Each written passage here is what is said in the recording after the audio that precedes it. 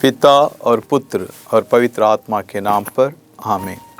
प्रभु यीशु में मेरे प्रिय भाइयों, बहनों, बच्चों और मेरे प्रिय दर्शकों, आप सबको जय यीशु की।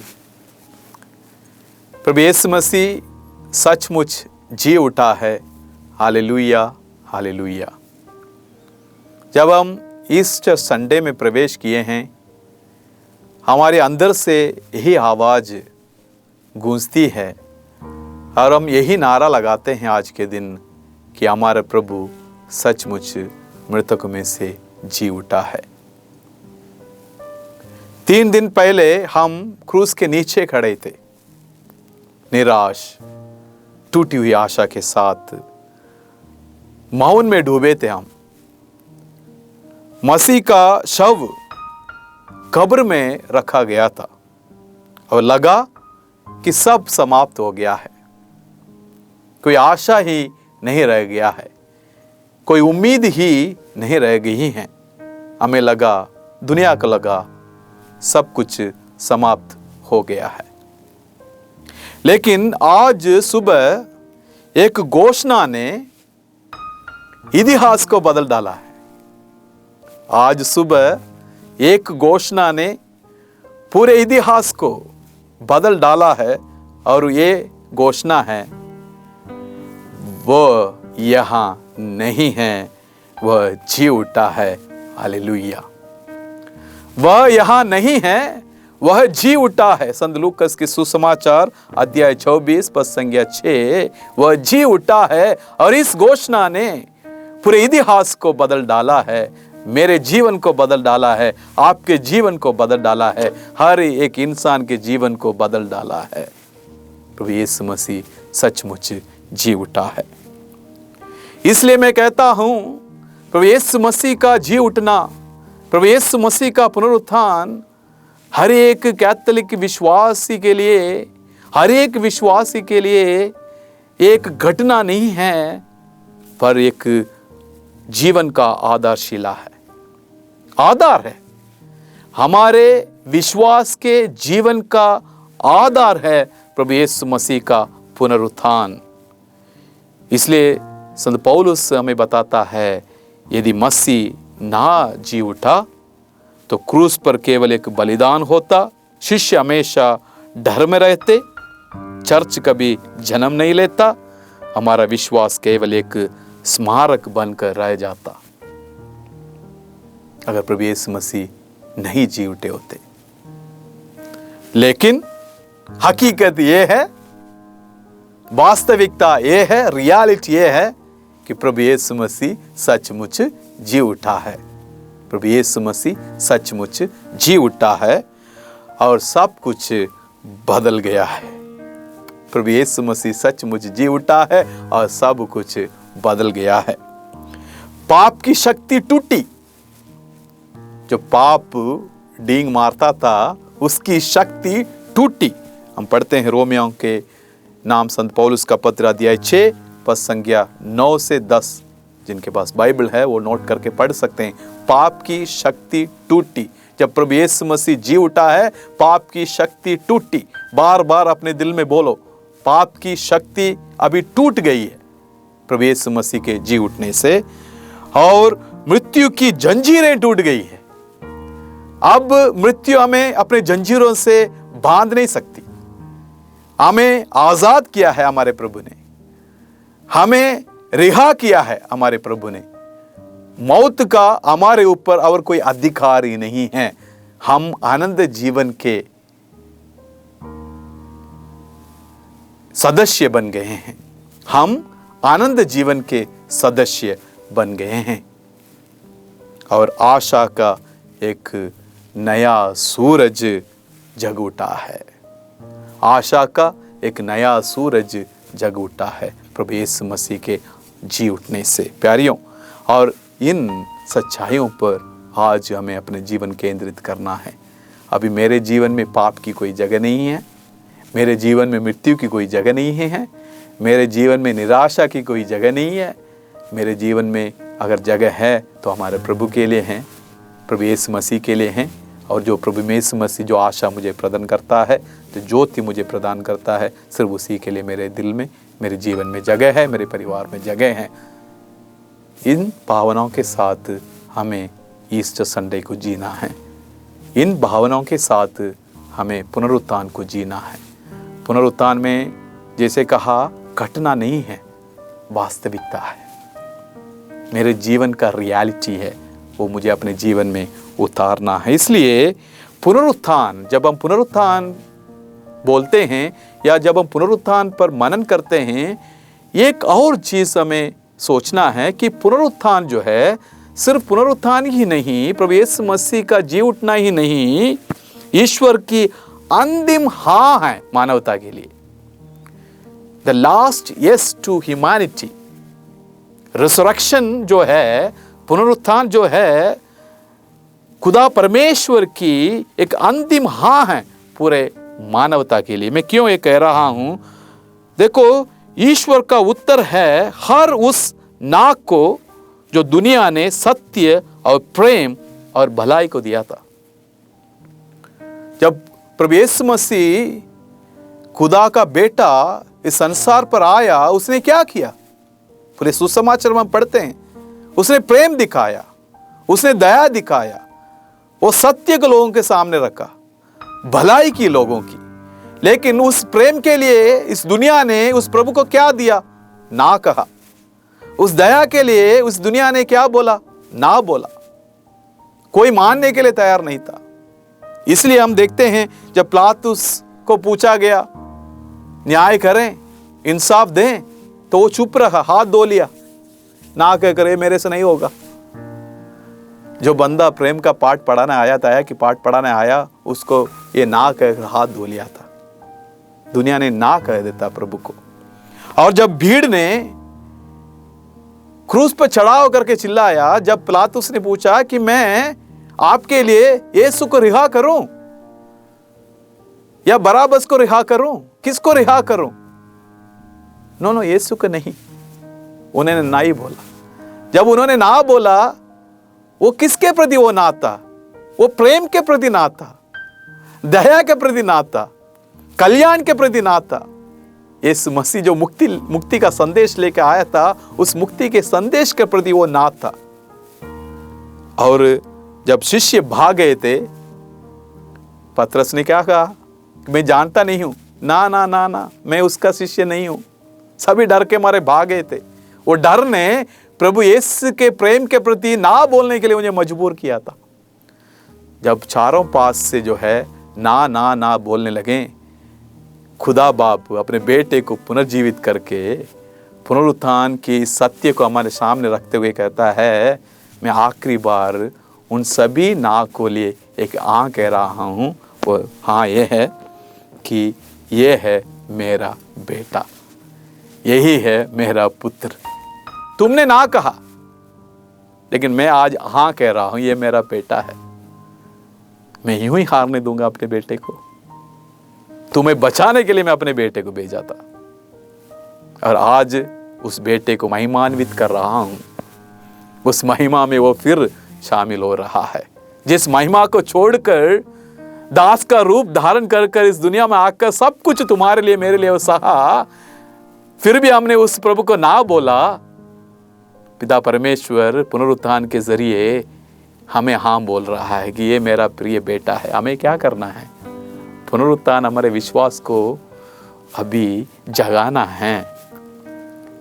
प्रियजनों, आज तक अगर हम प्रभु को ना बोल के अपना जीवन गुजारा है ना, आज हम इस पुनरुत्थान को मना रहे हैं, प्रभु यीशु मसीह के जी उठने को मना रहे हैं। मैं आशा करता हूँ, उम्मीद करता हूँ, और ये मैं चाहता हूँ कि आज के बाद हम ना ना कहें प्रभु को। उसके प्यार के प्रति हमेशा हाँ कहें, उसकी दया के प्रति हमेशा हाँ कहें, क्योंकि पुनरुत्थान परमेश्वर का हमारे प्रति एक हाँ था। इस सत्य को पहचानें, इस सत्य को जान लें प्यारियों। और पुनरुत्थान केवल एक घटना नहीं, एक जीवन शैली है। आज हम एक घटना के रूप में मना रहे हैं, बढ़िया रेसरेक्शन सीन वगैरह किया होगा आप अपने चर्च में, बढ़िया तरीके नाल आपने मनाया होगा ईस्टर, या मनाने के लिए तैयार कर रहे हो, लेकिन ये एक घटना के साथ सीमित ना हो। ये हमारे जीवन शैली, it has to be our life style. जो रिसरेक्शन है, जो पुनरुत्थान है, मेरा जीवन शैली बनना है। जैसे मैं जी रहा हूं उसमें यह झलक दिखना चाहिए कि मैं पुनरुत्थान की सहभागी हूं, मैं प्रभु यीशु मसीह के जी उठने का सदस्य हूं, और मेरी जो जीवन शैली है इस पर आधारित है कि मेरा प्रभु सचमुच मृतकों में से जी उठा है। शिष्य बंद दरवाजे के पीछे थे। संत यूहन्ना के सुसमाचार अध्याय 20-19 में हम पढ़ते हैं, प्रभु ने कहा अंदर जाकर तुम्हें शांति मिले। अब वो डर जो है उसको दूर कर रहा है प्रभु, कि मैं अभी जी उठा हूं, अब तुम्हारा जो जीवन शैली है वो बदलनी चाहिए। जिस डर के साथ तुम जी रहे हो अभी उसके साथ जी नहीं सकोगे, जीना ही नहीं है, मना है, सख्त मना है। अगर हम ईस्टर पीपल हैं, हम पुनरुत्थान के लोग हैं, प्रभु यीशु मसीह के जी उठने के सहभागी हैं हम, तो हमें जो डर हम में है उस डर को दूर करना है। हमें डटकर प्रभु के लिए जीवन जीना है, तब जाकर ये पुनरुत्थान का अर्थ हमारे जीवन में उतरेगा, नहीं तो नहीं। इस साल भी हम पुनरुत्थान त्योहार मनाकर, ईस्टर मनाकर चले जाएंगे, लेकिन ये कभी भी हमारे जीवन का एक स्टाइल, एक जीवन शैली नहीं बनेगा। इसलिए मैं चाहता हूं जो इस साल का जो ईस्टर है उसको समझें, पुनरुत्थान की असली अर्थ को समझें, उसकी मीनिंग को समझें, उसके द्वारा जो ब्लेसिंग हमें मिल रहा है, जो ग्रेस मिल रहा है, जो अनुग्रह हमें प्राप्त हो रहा है, उसको समझें और अपनी जीवन शैली को बदलें।